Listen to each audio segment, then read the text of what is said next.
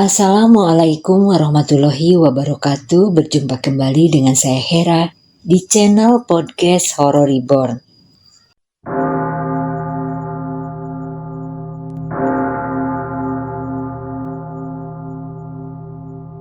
Kisah ini terjadi pada tahun 1980-an. Mbah Sikar si dukun beranak sekaligus pijat bayi yang jasanya sangat besar untuk para ibu hamil di salah satu kampung di Kalimantan Barat. Teror kuyang membuat setiap ibu hamil dilanda ketakutan. Tidak jarang bayi yang dikandung mendadak meninggal dalam kandungan, atau bahkan ibu dari si bayi ikut meninggal karena darahnya dihisap kuyang. Mayoritas ibu hamil memilih mengungsi ke tempat saudara di kota yang lebih aman sampai anaknya berumur 2 tahun. Tapi jika tidak ada pilihan untuk tempat mengungsi, maka para ibu hamil terpaksa tinggal di kampung dan melahirkan di sana dipenuhi teror kuyang. Mbah Sikar hadir sebagai dukun beranak sekaligus pijat bayi yang sudah banyak menolong ibu hamil. Sebab untuk pergi ke bidan kala itu sangat sulit dijangkau dan lokasinya lumayan jauh. Belum lagi orang yang punya kendaraan motor masih minim, apalagi mobil. Meski jasanya sangat besar, Mbah Sikar jarang meminta upah. Ia mencintai pekerjaannya dan bekerja sepenuh hati. Tidak pernah telat jika diminta bantuan ibu melahirkan. Yang ditakutkan Mbah Sikar jika sampai dirinya telat adalah ibu dan bayi yang dilahirkan tidak selamat. Sebenarnya ada satu dukun beranak lagi yang tinggal tidak jauh dari rumah Mbak Sikar, yaitu Mbah Sum. Sayangnya Mbah Sum tidak punya pelanggan sebanyak yang Mbah Sikar tangani. Orang banyak memilih Mbah Sikar karena tahu ia orang yang tulus, berbeda jauh dengan Mbak Sum. Asal kamu tahu ya San, Sikar itu memijat pakai bantuan jin. Makanya banyak yang pilih pijat ke dia daripada ke saya, ucap Mbah Sum saat mencari kutu di kepala Santi. Ah, yang benar Mbah, tapi Mbah Sikar memang baik loh. Mungkin itu yang bikin dia laris, jawab Santi yang duduk dengan posisi lebih rendah dan membelakangi Mbah Sum. Haduh Santi, kamu memang gak curiga kenapa dia jarang minta upah setelah bantuan lahiran? Hidup sebatang kara dan pas-pasan begitu, masa gak butuh uang? Mbah Sum tetap mengompori. Iya sih Mbah, pindah sebelah kiri Mbah yang gatal. Santi mengiyakan sambil memegang bagian kepalanya yang gatal. Duh, kamu ini, sudahlah capek saya, ayo gantian. Mbah Sum menjawab kesal, kemudian meminta tukar posisi. Sementara itu Mbah Sikar di rumahnya sedang kehabisan beras dan tidak punya pegangan uang sepeser pun. Ia memeriksa bahan makanan apa yang tersedia di dapur. Hanya ada 2 ubi dan 3 buah jagung.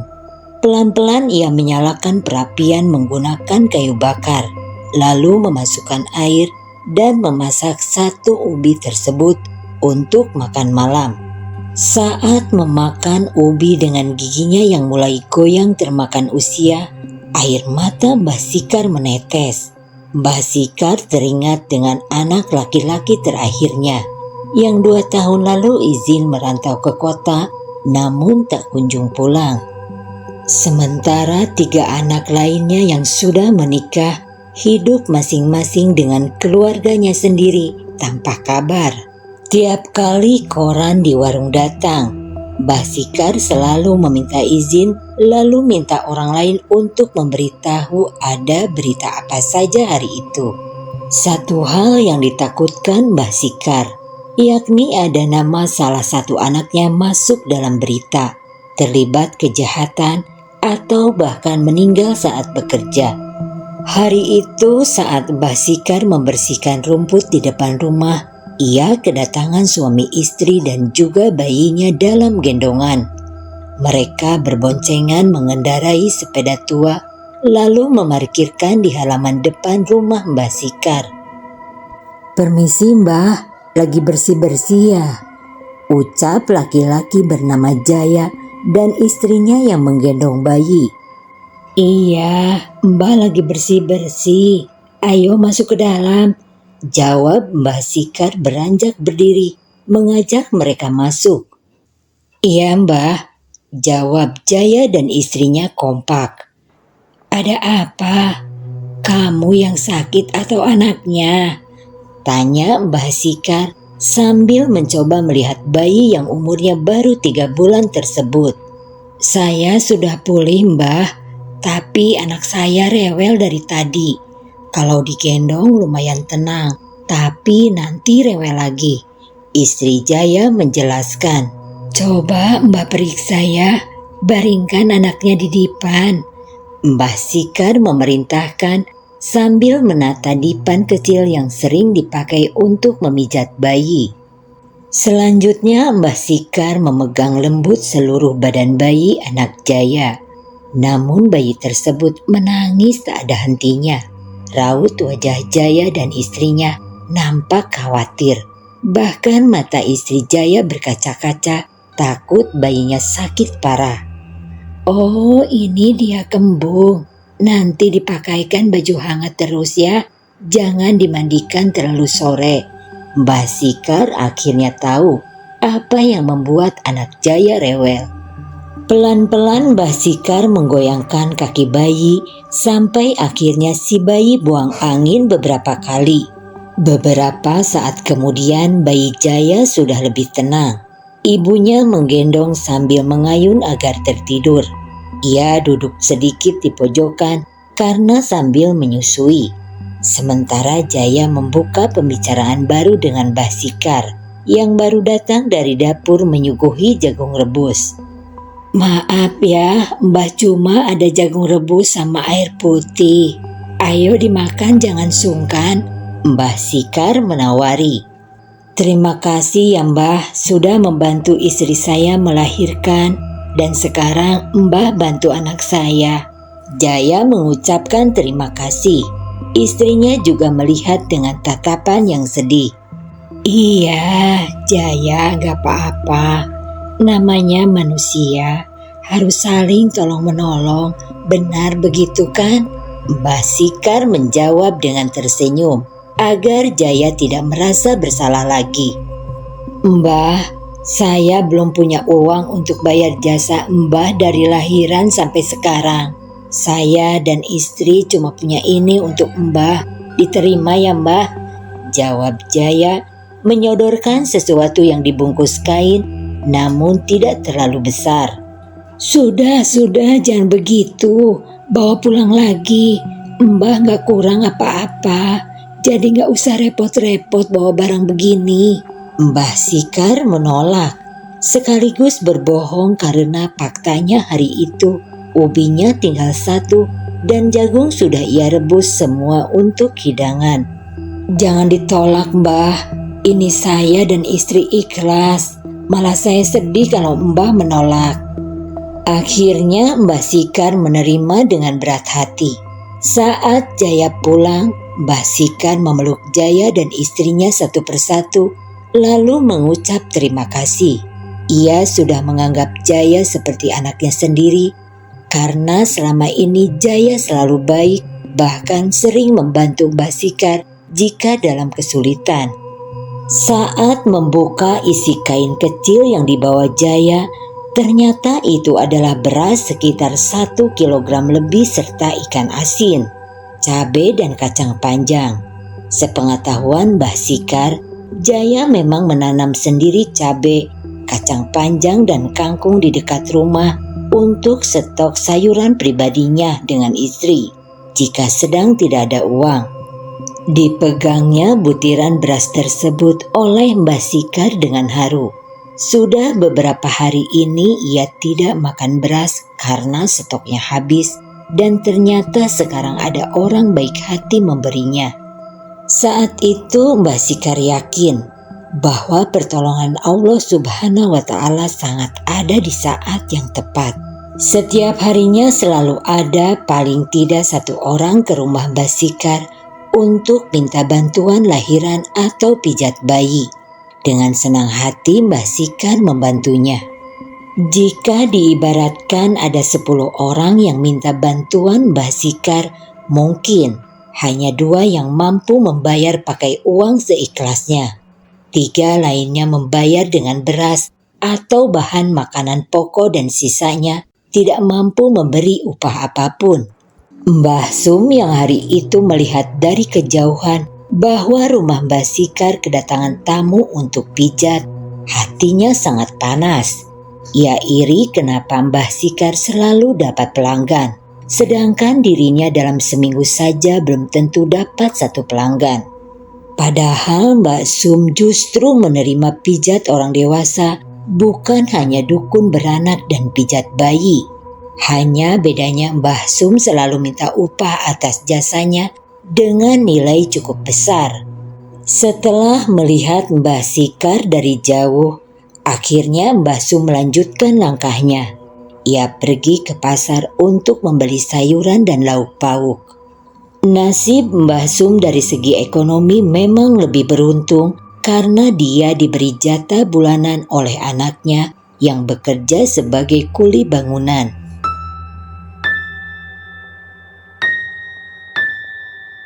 Sesampainya di pasar, Mbah Sum mencari penjual sayur yang paling ramai. Lalu ia ikut memilih sayuran di sana. Saat ibu-ibu sedang sibuk memilih sayuran, tiba-tiba ada satu ibu hamil bernama Bu Rum datang dan berkata pada penjual untuk beli bayam dan wortel. Bu Rum, sudah berapa usia kandungannya? Tanya Mbah Sum sambil mengelus perut Bu Rum yang kandungannya sudah terlihat besar. Sudah 7 bulan, Mbah. Doain sehat ya, Mbah.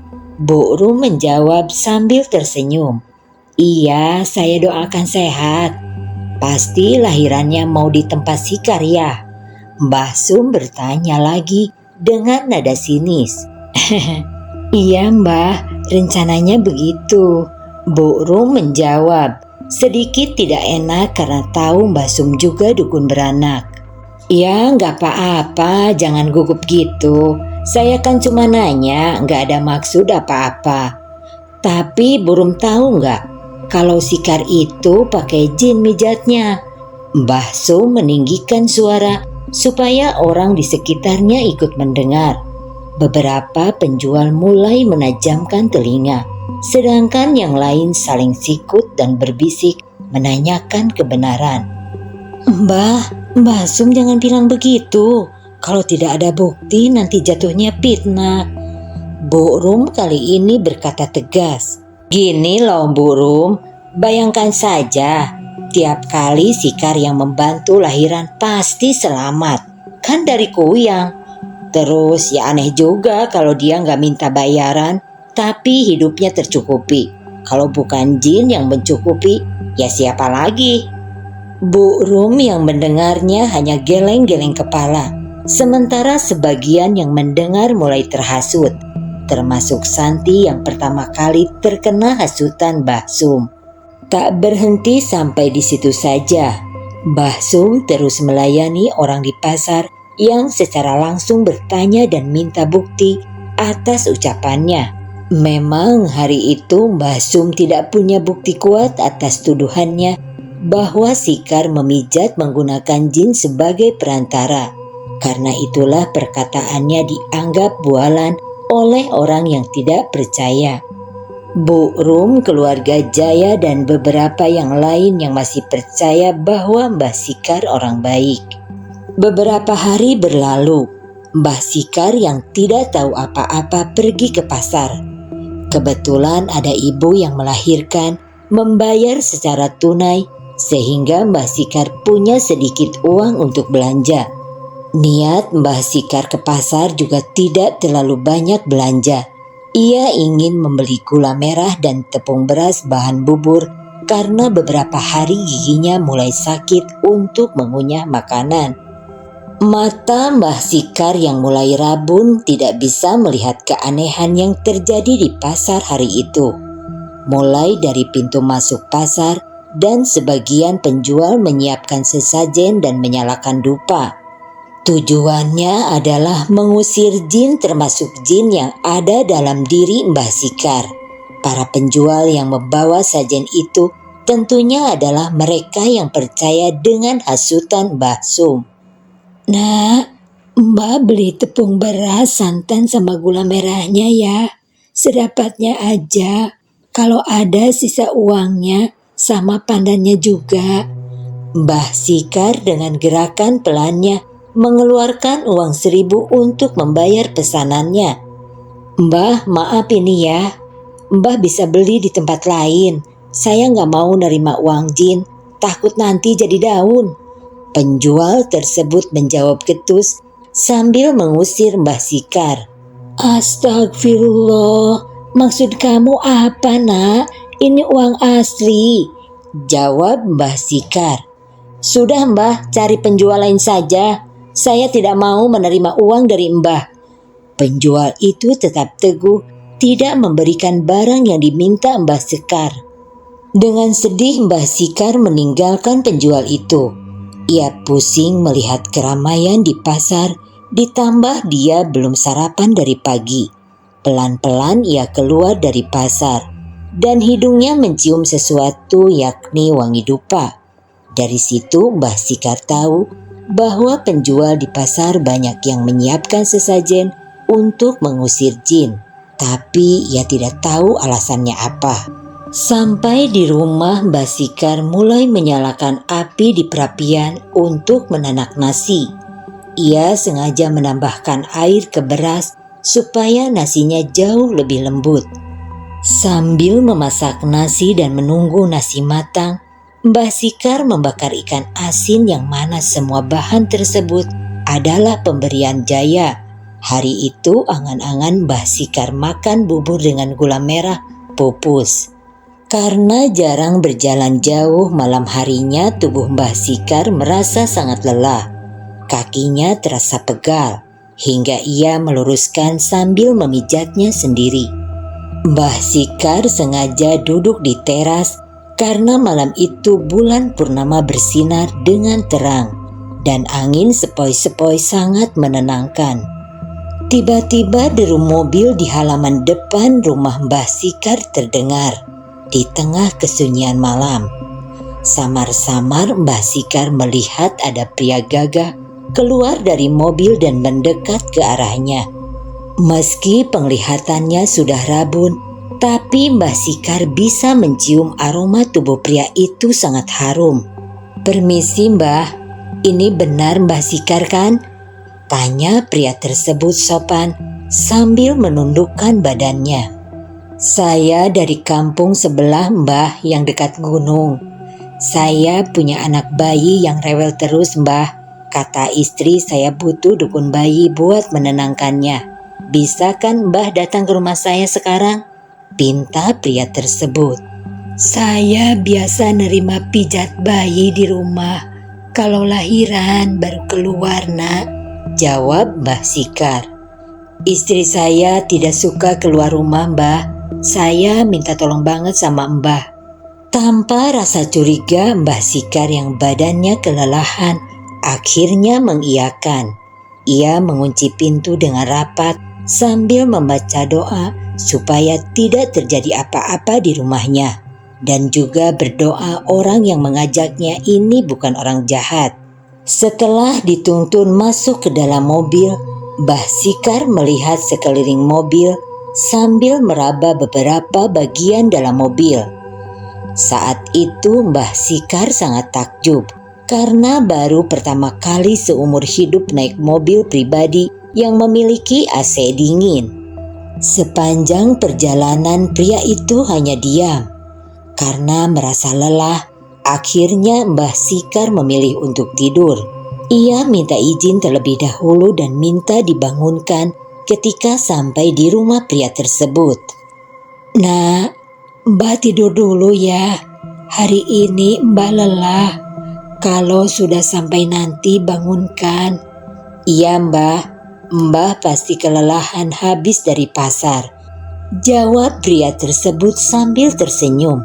Mbah Sikar kaget karena pria tersebut tahu dirinya hari itu ke pasar, tapi Mbah Sikar memilih diam lalu tertidur.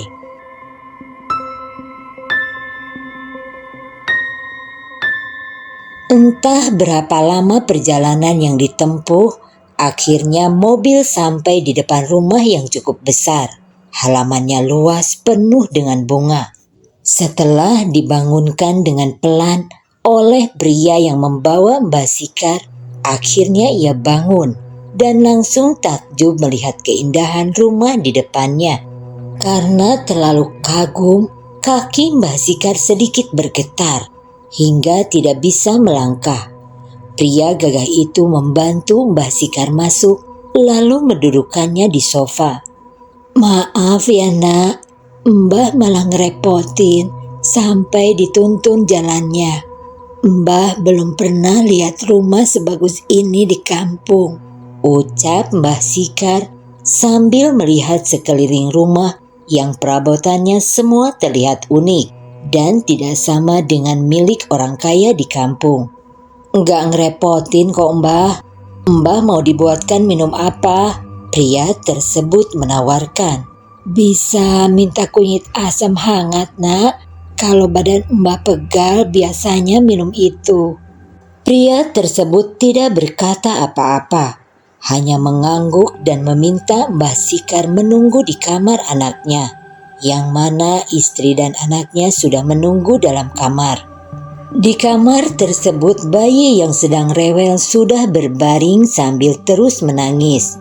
Bayi pria tampan itu menangis seperti kesakitan, tapi ia tidak bisa mengungkapkan dan hanya bisa menangis. "Saya bingung mbah, dari tadi anak saya menangis. Tolong bantu ya mbah." Ibu dari bayi itu duduk di samping anaknya yang terus menangis. "Sebentar ya, mbah lihat dulu. Siapa tahu ada tulang yang cedera. Maklum masih bayi jadi rawan. Mbah coba sebisanya ya nak. Kamu yang tenang, biar anaknya juga tenang." Mbah Sikar kemudian mulai memegang kulit bayi sekitar umur 5 bulan itu di atas kasur. Betapa terkejutnya Mbah Sikar. Kulit anak tersebut sangat dingin, tidak seperti bayi pada umumnya yang pernah dipijat. Bayi tersebut terus menangis. "Tahan ya nak, pasti nanti enakan setelah ini," pria tersebut berkata sambil mengelus pundak istrinya di atas kasur. Keduanya menunjukkan raut sedih. "Ini gak kenapa-napa kok. Mungkin lagi rewel aja, ngisengin orang tua. Hehehe, tuh lihat anteng kan?" Mbah Sikar berkata setelah sekitar setengah jam memijit bayi, kemudian digendongnya sebentar. Bayi tersebut bukan hanya tenang, namun sering tersenyum ke arah Mbah Sikar. "Makasih ya mbah, sudah menenangkan bayi kami," ucap ibu sang bayi yang terdengar sangat bersyukur. "Iya nak, sama-sama. Kamu jagain bayinya ya. Mbah di luar dulu. Kalau ada apa-apa bilang, mumpung mbah masih di sini," Mbah Sikar berkata lembut, kemudian memberikan bayi dalam dekapannya pada sang ibu. Duduk kembali ke ruang tamu. Mbah Sikar kali ini sedikit merebahkan badannya ke sandaran sofa karena terlalu lelah. Sofa yang diduduki Mbah Sikar terasa empuk dan nyaman, hingga ia malas pulang. Karena di rumahnya sendiri, ia tidak punya kasur empuk untuk tidur, hanya papan sebagai alas. Pria itu mendekati Mbah Sikar, tapi tetap membiarkannya istirahat sejenak. Selang 10 menit barulah ia membuka pembicaraan lagi. "Mbah, sekali lagi terima kasih ya." "Oh iya, maaf mbah, saya nggak bisa buat jamu kunyit asam. Mbah mau minum yang lain?" tanya pria tersebut. "Tidak usah nak, air putih ini saja sudah cukup." Kamu hanya tinggal cuma sama anak istri ya di sini? Ada orang tua juga, Mbah, tapi jarang pulang. Mbah tinggal sendiri kan? Kalau mau, Mbah tinggal di sini saja. Soalnya rumah kami sepi. Terima kasih banyak, tapi Mbah betah di rumah Mbah sendiri. Meski sana-sini sudah bolong dan reot. Takutnya kalau Mbah tinggal di sini, nanti anak Mbah pulang bingung nyari ibunya. Pembicaraan kemudian semakin panjang karena Mbah Sikar selama ini selalu memendam sendirian permasalahan hidupnya. Lalu tiba-tiba punya tempat cerita. Dari cerita tersebut, akhirnya pria gagah misterius itu mengaku jika pernah melihat Mbah Sikar di pasar. Ditolak penjual saat ingin beli bahan bubur beras. Tak terasa sudah 1 jam lebih Mbah Sikar ada di sana. Ia menyadari hari sudah makin larut malam. Akhirnya Mbah Sikar pamit pulang. Nak, ini sudah makin malam. Bisa antar Mbah pulang. Takut makin kemalaman di jalannya bahaya, pinta Mbah Sikar. Tentu saja Mbah, akan saya antar kembali. Ini Mbah, saya ada banyak kunyit. Mbah ambil saja seperlunya, ya, biar bisa buat jamu sendiri di rumah. Istri saya juga minta maaf tadi, terlalu panik jadi tidak bisa buatin jamu. Pria tersebut menyodorkan kunyit dalam kotak yang justru mirip dengan kotak perhiasan besar. Dalam hati Mbah Sikar ia sangat heran. Kenapa rempah dapur dimasukkan ke dalam kotak mewah? Gak usah nak, kalau rempah begini di samping rumah Mbah juga banyak. Gak usah, kamu simpan saja. Mbah Sikar mendorong kotak tersebut. Jangan begitu Mbah, ambil saja, anggap oleh-oleh dari kami. Karena terus dipaksa dan Mbah Sikar enggan menerima upah. Akhirnya Mbah Sikar hanya mengambil 1 kunyit. Alasan Mbah Sikar mengambil kunyit sebenarnya hanya asal saja, karena tak mau berdebat dan makin lama terjebak dalam rumah mewah yang entah di mana lokasinya.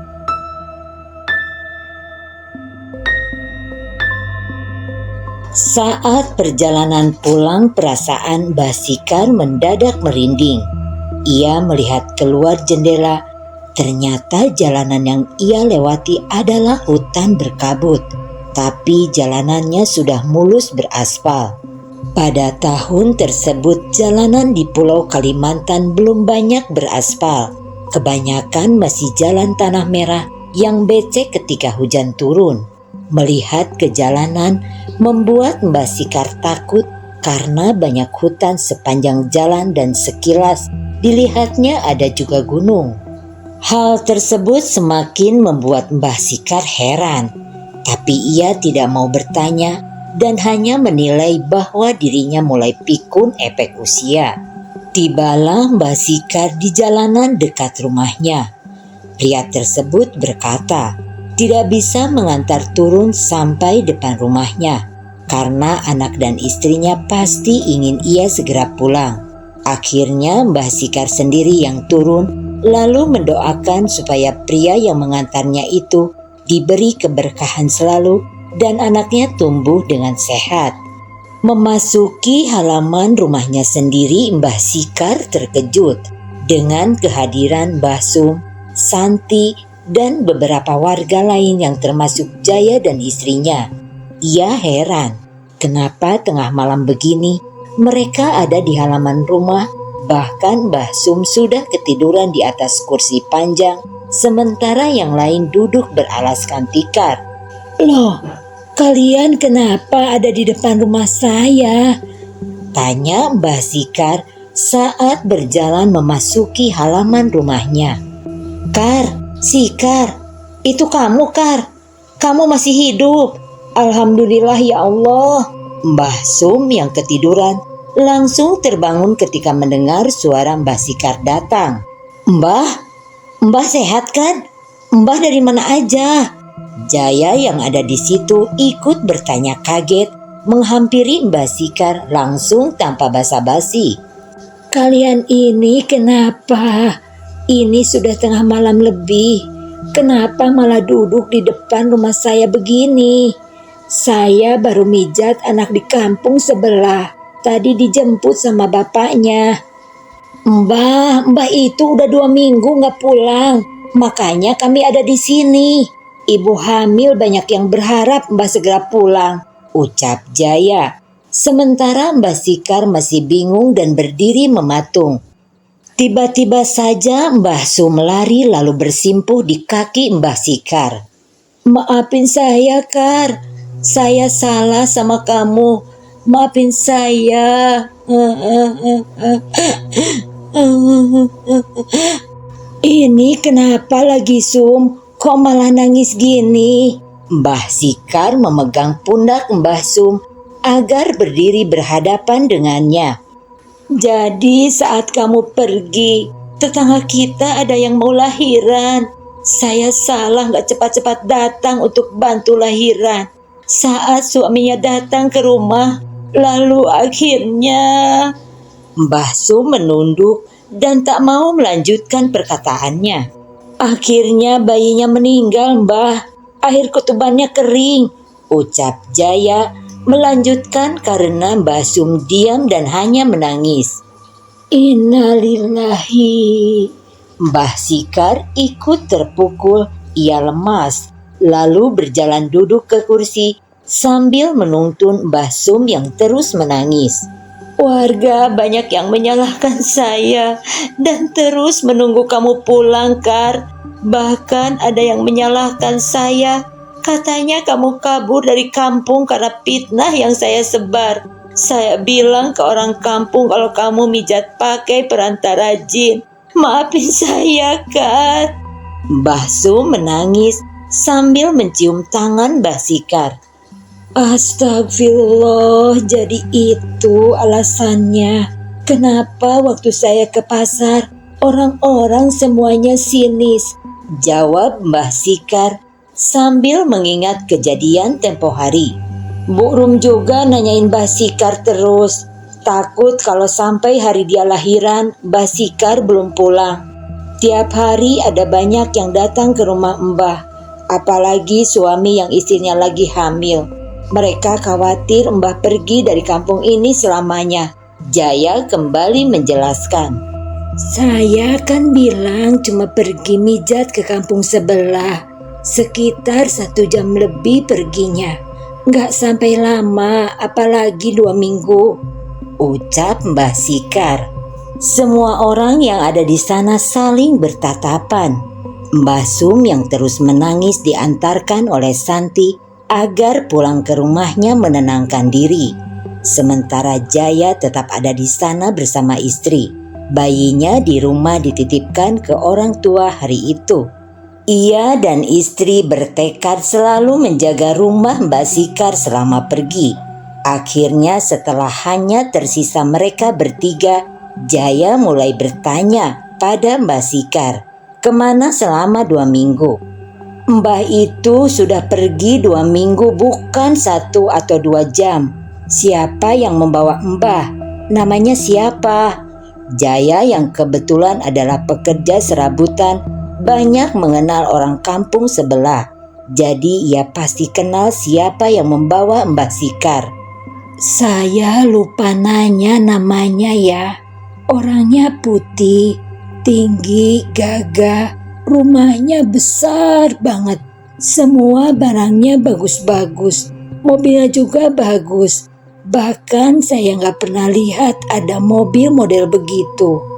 Orang kampung sebelah nggak ada yang sekaya itu, Mbah. Mbah ingat, apalagi selama pergi. Oh iya, rumahnya lewat hutan dekat gunung. Terus waktu pulang Mbah dibawain kunyit ini.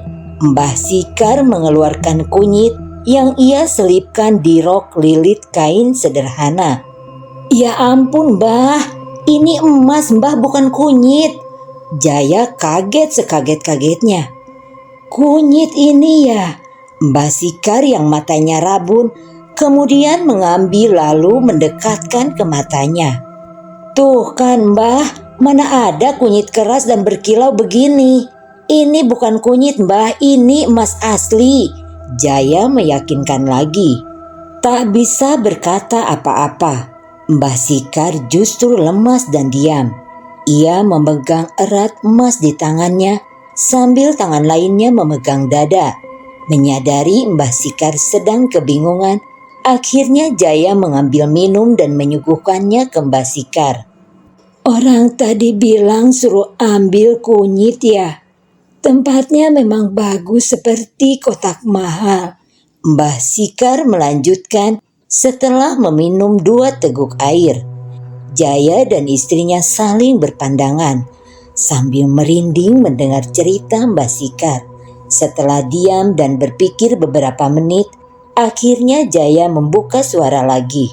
Jaya tahu Mbah sebenarnya dibawa ke kampung Bunian. Di sana mayoritas orangnya kaya dan suka mengkoleksi emas. Mbah jangan beritahu siapa-siapa. Banyak orang kampung yang ingin menembus ke kampung Bunian supaya cepat kaya. Takutnya Mbah dipaksa ngantar ke sana, padahal hanya orang terpilih yang bisa datang ke kampung Bunian. Jaya menjelaskan panjang.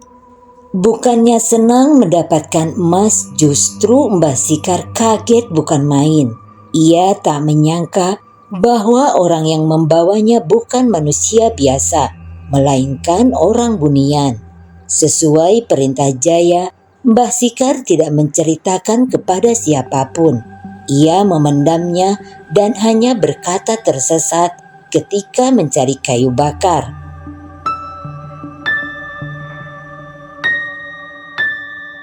Sehingga hilang selama 2 minggu kepada orang kampung yang bertanya. 1 tahun kemudian anak Mbah Sikar yang merantau akhirnya pulang. Ia tidak seperti saudara-saudaranya yang meninggalkan orang tua tunggalnya hidup sendirian di kampung. Anak laki-laki Mbah Sikar pulang kampung sekaligus minta izin menikahi gadis pujaan hatinya di kota. Awalnya Mbah Sikar berat hati memberi restu anaknya menikah dengan orang kota, khawatir anak bungsunya itu pergi seperti kakak-kakaknya dan tidak pulang lagi. Tapi ternyata anak bungsu Mbah Sikar berkata akan tinggal di rumah Mbah Sikar yang ada di kampung bersama istrinya. Calon istrinya mau tinggal di kampung karena bosan dengan kehidupan di kota. Emas yang didapatkan Mbah Sikar kemudian dijual di kota oleh anak sulungnya dengan harga mahal. Uang hasil penjualan emas dan tabungan anak sulung dijadikan modal usaha jualan sayur di pasar, dan usaha tersebut perlahan maju. Hidup Mbah Sikar yang kesusahan perlahan membaik. Ia tidak menjalani hari-hari penuh sepi dan sendiri lagi, karena sudah ada anak dan menantunya di rumah.